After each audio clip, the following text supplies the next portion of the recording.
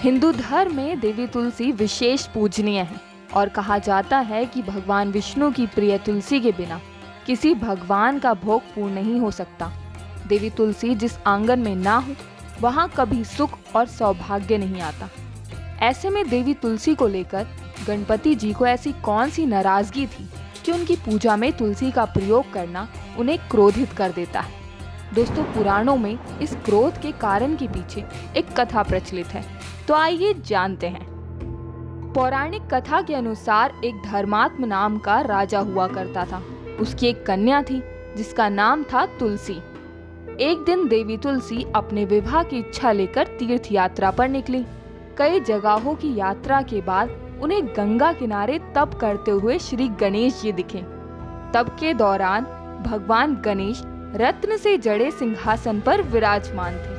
उनके समस्त अंगों पर चंदन लगा हुआ था।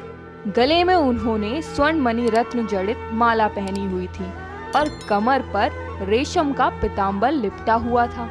उनके इस रूप को देखकर माता तुलसी ने गणेश जी से विवाह का मन बना लिया। उन्होंने गणेश जी की तपस्या भंग कर उनके सामने विवाह का प्रस्ताव रखा।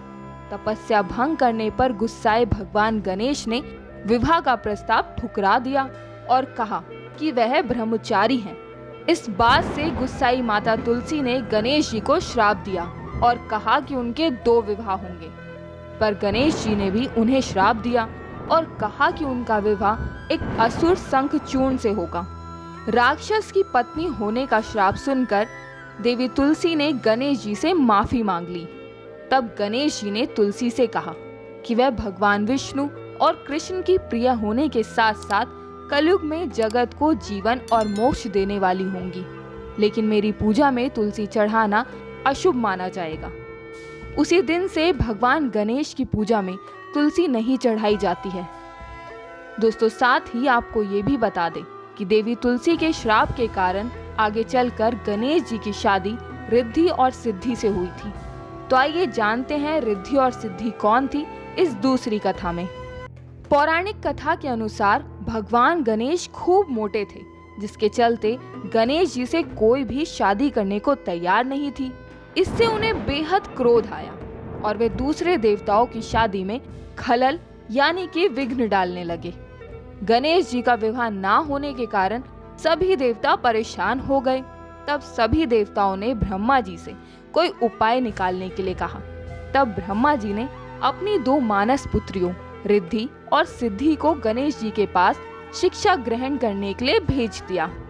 इस दौरान जब भी गणेश जी के पास किसी के विवाह या लग्न की खबर पहुंचती तो रिद्धि सिद्धि उनका ध्यान भटकाए रखती, जिससे वे किसी का विवाह बिगाड़ नहीं पाते थे। इस तरह सकुशल देवताओं के विवाह संपन्न होने लगे।